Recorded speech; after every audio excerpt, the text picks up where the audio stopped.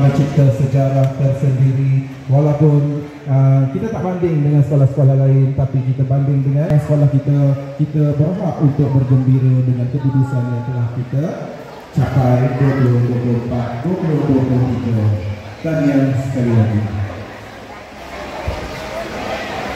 Okey, supaya saja anda ambil slip dalam sesi pertama, kita sekiranya ingin mengetahui hasil tujuan anda selepas result anda keluar, anda boleh ke sebelah kiri, sebelah kiri dewan untuk menilai tahap pencapaian anda di negara-negara mana yang menjadi pilihan anda.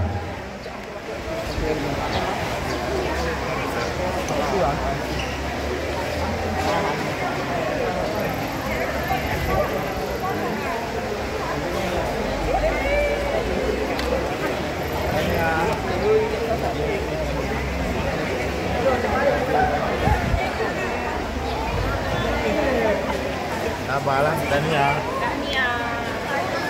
Tahniah.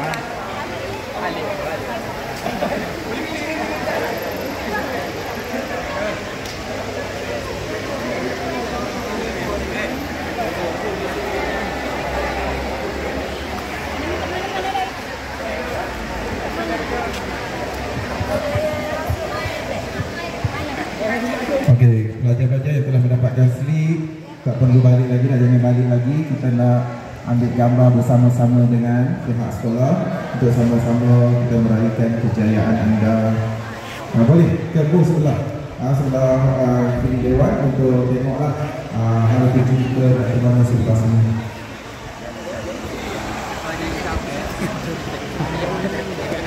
Bawah, gambar.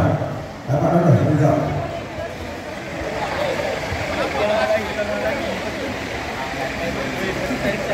Okey, begitu juga dengan pelajar yang telah mengambil slip, boleh berjumpa dengan Cik Kak untuk dapatkan surat berhenti sekolah.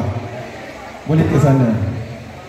Jangan lupa dah, surat berhenti sekolah tu, surat tamatnya tingkatan 5 cukup-cukup penting untuk anda melanjutkan pelajaran seterusnya. Perlukan CJ berhenti sekolah anda. Jangan lupa, kadang-kadang tak ingat. Lepas tu kena mari lagi sekolah untuk dapat yang pernah disediakan di bahagian di dewan. Silakan.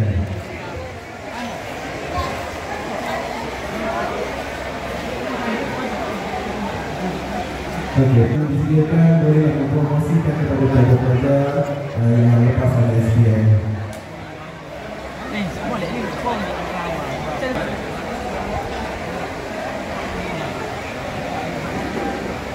dah kata.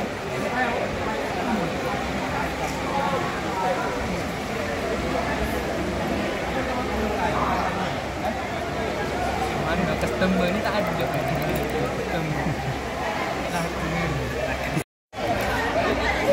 Tu juara lah. Nus juara lah.